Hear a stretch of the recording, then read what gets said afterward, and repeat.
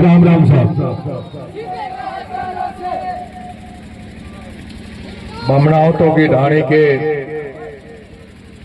सभी पिता तुल्य बुजुर्गों, मेरी प्यारी माताओं, प्यारी बहनों, युवा साथियों, व आसपास राजकोट, कोटड़ा, सीतापुरा से आए हुए सभी युवा साथियों, पंच पटेलों, मंच पर विराजमान पटेल कालू जी। आज पहला ऐसा कार्यक्रम है जिसमें आने का जितने गाड़ियों का डीजल भरा वो डीजल के पैसे भी कालू जी पटेल जी ने साथ ही दे दिया। स्वागत तो किया ही किया, पर आने जाने का खर्चा भी साथ में पकड़ा दिया। और ऐसे ही 10-20 पटेल और मिल जाए तो ये गाड़ी ऐसे ही चक्री घूमती रहे, पूरे राजस्थान में घूमती रहे। आदरणीय पटेल जी, मेरे साथ में सरपंच साहब आर.डी. गुजर जी, छात्र संघ के यूनियारा कॉलेज के पूर्व अध्यक्ष भाई शिवनारायण जी, मंच पर विराजमान सभी भी अतिथिगण। आज आपके गांव में कल माता जी की मूर्ति का स्थापना है और उसके उपलक्ष्य में आज आपने जो आयोजन किया उसमें मुझे मुख्य अतिथि के रूप में बुलाया, उसके लिए मैं आपको बहुत बहुत धन्यवाद देता हूं, आभार ज्ञापित करता हूं। मुझे लगता है पटेल जी 10-20 हजार की तो फूल मालाएं और मालाएं ले आए होंगे आप लोग,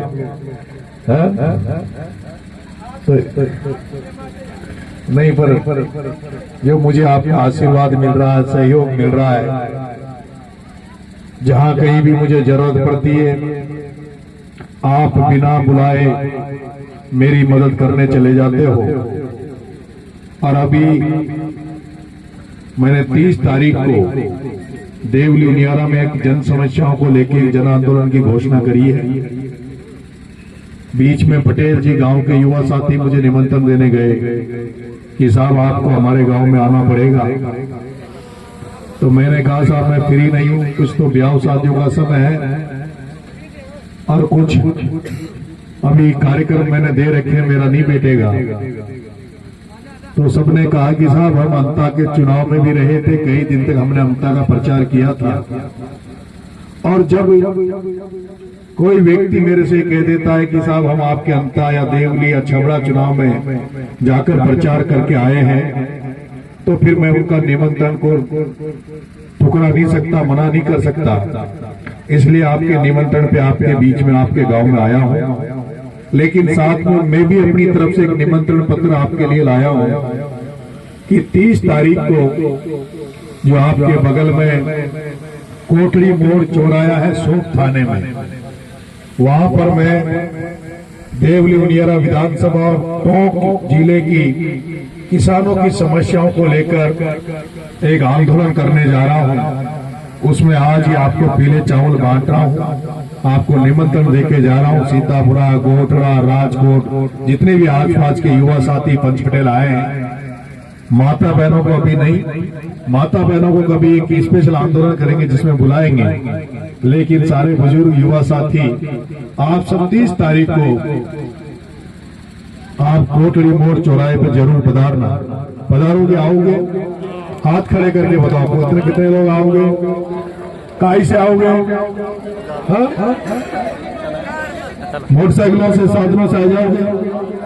बसें से लगानी पड़ेगी? पूरा सीतापुर आएगा। राजकोट के कितने? राजकोट, अच्छा गोटड़ा,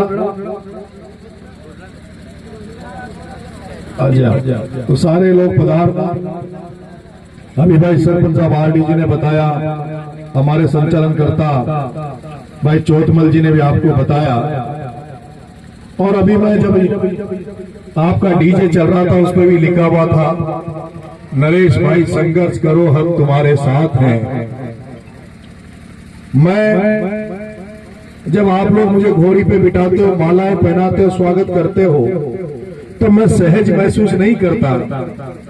ऐसे नेता तो हर गली में, हर चौराहे पे नील लगा के मिल जाएंगे, जिनको शौक रहता है घोड़ी पे बैठने का, जिनको शौक रहता है चुनाव लड़के वोट लेके और अपने घर भरने का, जेब भरने का। मैं ऐसा नेता नहीं बनना चाहता जो केवल वोटों के टाइम पे आए, क्योंकि अभी मैं हिंडोली में खड़ा हूं और हिंडोली में अभी तो परिसीमन होना है, कौन सी सीट कहाँ होगी क्या होगी।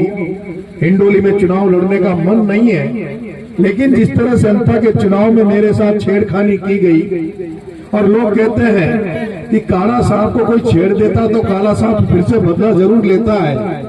अब मैं बिना वजह मुझे कोई छेड़ के आए तो उस बात को तो मैं कैसे भूल जाऊं। और फिर मैं किसानों की लड़ाई लड़ रहा हूं, किसानों के हितों में लड़ाई लड़ रहा हूं।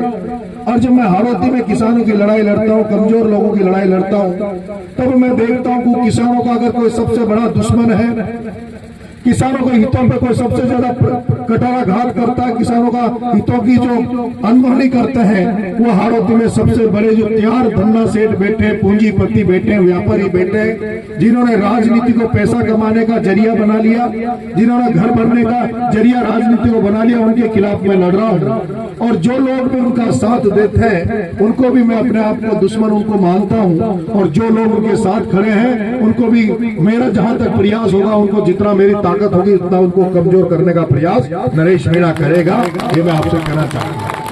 और वही लोग जो स्वार्थ की राजनीति करते हैं, जो धन्ना सेठों से मिलकर अपने हितों की रक्षा करते हैं, वो लोग वो थे जिन्होंने अभी मेरे भाई आरडी गुर्जर ने भी बताया कि किसान का बेटा प्रहलाद गुर्जर जो कोटा चुनाव लड़ा, उनको भी हराया और मुझे भी हराने का प्रयास किया।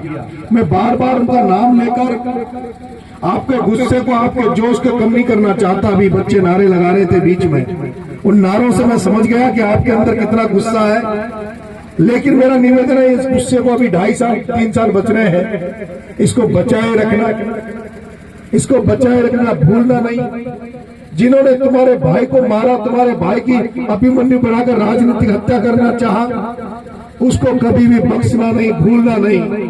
और मेरे भाइयों, आप कह रहे हो भाई हमारा संघर्ष करता रहता है, आप कहते हो संघर्ष करता रहता, आपने मेरा संघर्ष सड़कों पे तो देखा ही होगा, किसानों के लिए लड़ाई लड़ते हुए देखा होगा, पिपौदी के बच्चों के लिए लड़ाई लड़ते हुए देखा होगा, आपने छात्रों के लिए लड़ाई लड़ते हुए देखा होगा। चुनाव लड़ते हुए भी जब 14 गांवों को उनियारा से हटाकर देवली में जोड़ दिया, उनके लिए जो समरावता में आंदोलन किया, उसके बाद जो हुआ वो आपने देखा होगा। लेकिन शायद आपको ये नहीं पता कि आपका बेटा जब जेल के अंदर गया तो जेल में भी आपका बेटा चुप नहीं बैठा। जब जेल में भी जो बंदे को कष्ट हो रहे थे, जेल में भी जो उनको परेशान किया गया जा रहा था, तब नरेश मीणा जेल में भी लड़ाई लड़ रहा था। और नरेश मीणा जब कोई किसी के लिए लड़ाई लड़ता तो ना जात देखता, ना बात देखता, ना धर्म देखता, मैं केवल मानवता देखता हूँ, मानवीयता देखता हूँ। जहाँ कहीं भी किसी मानव के साथ गलत होता है तो मैं उसके साथ देता हूँ, उसके साथ खड़ा रहता हूँ। और उसका उदाहरण मुझे एक बाबा नजर आए थे अभी यहाँ, एक गुजर बाबा थे जो जेल में मेरे साथ रहे थे।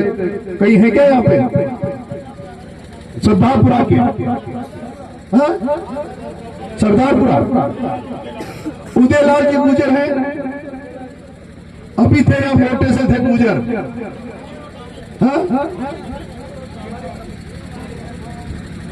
वो अभी यहाँ थे, मैं जब आया था उन्होंने कहा मैं आपसे मिलने आया हूँ। वो गुजर समाज के आपके यहाँ के किसी कारणवश में रेत के चक्कर में जेल चले गए थे, उनके साथ 1-2 लोग और भी थे, मेरे से किसी, तुम भी थे, क्या नाम तुम्हारा? प्रदीप गुजर, वो तुम्हारे साथ था? हाँ। अब इनसे पूछ लो आप, ये आपके यही का लड़का है जो जेल में था। मैं भी जब समरावता के मामले 8 महीने जेल रहा तो वो लोग लड़के मेरे पास आ गए कि भाई साहब एक गुजर समाज का एक बुजुर्ग आदमी है, 60-70 साल उसकी उम्र है, और उससे जेल वाले झाड़ू निकलवा रहे हैं, उससे वो परेशान कर रहे हैं। मैंने कहा मैं कभी जाति धर्म नहीं देखता, अगर वो बुजुर्ग है, कमजोर व्यक्ति है, मैं खुद जाकर उस बाबा को उठाकर लाया और बाबा को मैंने मेरे उसमें बुलाकर उनको साबुन दी, उनको तेल दिया, मैंने बढ़िया नहाओ धो और मेहमान की तरह रहो। अब आज के बाद इस जेल में आपकी तरफ कोई आगे नहीं। और इस बच्चे से पूछ लो, बच्चे से पूछ लो, मैं जेल में गया, जेल वालों ने सबने कहा कि साहब आपको बढ़िया खाना दे देंगे, आप ज्यादा जेल में बोलो मत। मन कहा मुझे अकेले को अच्छा खाना नहीं चाहिए, मुझे अकेले को अच्छा खाना नहीं दिया। मेरे साथ जो जेल में 500 बंदी खड़े हैं, उनको भी जो सरकार जो खाना देती है, राशन देती है, जो सरकार उनके लिए जो सामग्री देती है, उनको मुझे वो चाहिए। और जब वो नहीं दिया, जो उनको अच्छा खाना नहीं दिया, तो तुम्हारा बेटा जैसे पिपलौती में बच्चों के लिए 15 दिन भूखा बैठा रहा, तुम्हारा बेटा जेल के अंदर भी 4 दिन भूखा बैठा रहा, 4 दिन खाना नहीं खाया, जब तक पूरे बंदियों को अच्छा खाना नहीं खिला दिया, जब तक नरेश मीणा ने भी खाना नहीं खाया। तो मेरा मन करता है कि जहां भी मेरे से जो शक्ति क्षमताएं हैं उतना मैं जनता के लिए करूं, गरीबों के लिए करूं। और अभी मैं 30 तारीख को जो आंदोलन देवली उनियारा में कर रहा हूं, उस देवली उनियारा में मैं इसी बात का आंदोलन कर रहा हूं कि एक अभी धाकर समाज एक किसान आया था, वो कह रहा था कि साहब खाद के पट्टों को लेकर कुछ समस्या को लेकर आया था।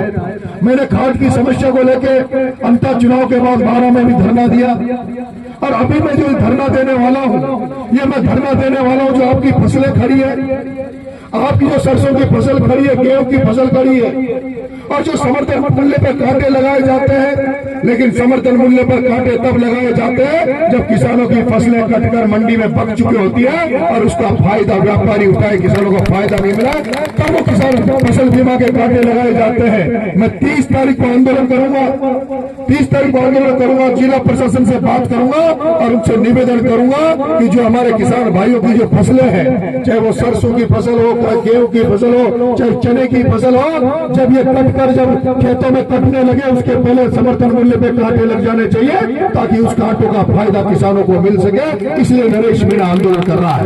नरेश मीणा 30 तारीख को देवली उनियारा की धरती पर शोध पर इसलिए किसान आंदोलन कर रहा हूं क्योंकि जिस तरह से यहाँ पर किसानों को केसीसी के नाम पर, फसल बीमा के नाम पर, केसीसी के नाम पर, बीमा के नाम पर पैसे तो काटे जाते हैं, लेकिन मैंने नहीं सुना कि आज दिन तक टोंक और बूंदी में किसी किसान को फसल बीमा का 1 रुपया भी मिला हो। अगर 1 रुपया भी मिला हो तो मुझे बता दो। अभी कुछ पैसा मिला होगा, लेकिन वो केवल मुआवजे के रूप में मिला है, फसल बीमा के रूप में 1 रुपया भी किसानों को नहीं मिलता। इसलिए किसानों का फसल बीमा का पैसा दिलवाने के लिए नरेश मीणा आंदोलन कर रहा है।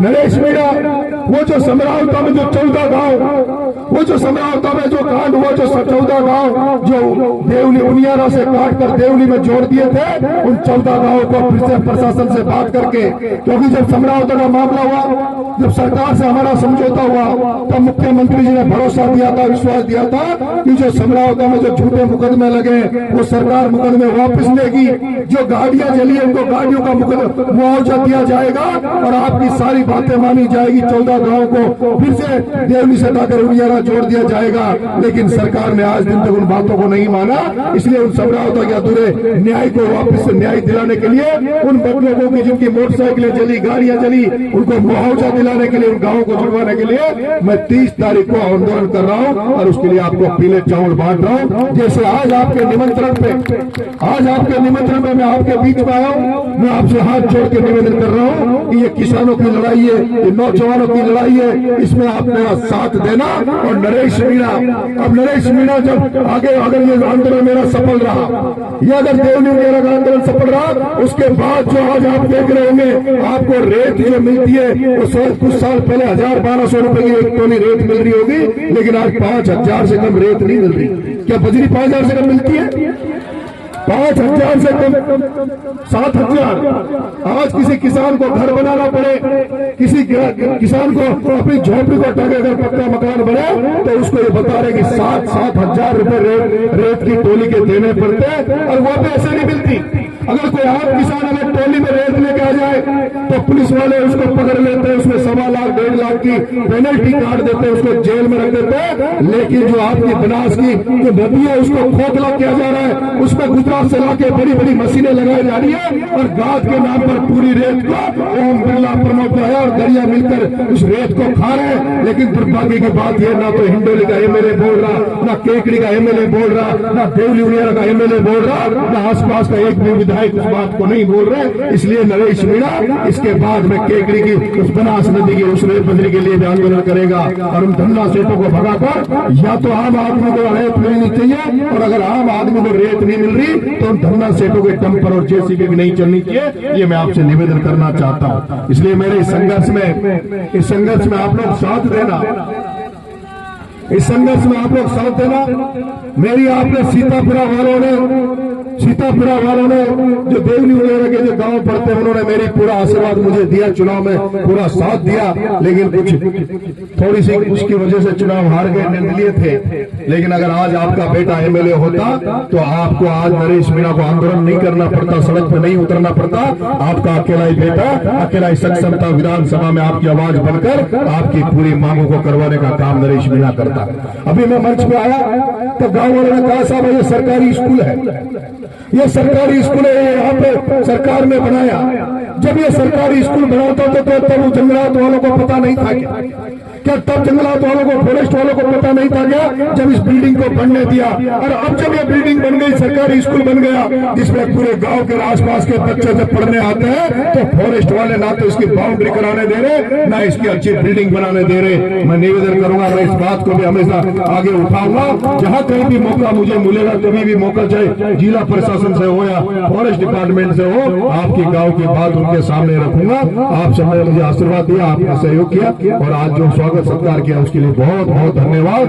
और पटेल जी, कालू जी, आप आशीर्वाद बनाए रखना ताकि मेरी गाड़ी ऐसे ही चक्कर काटती रहे। बहुत बहुत धन्यवाद। राम राम। नरेश मीणा जी आप संघर्ष करो, नरेश मीणा जी आप संघर्ष करो।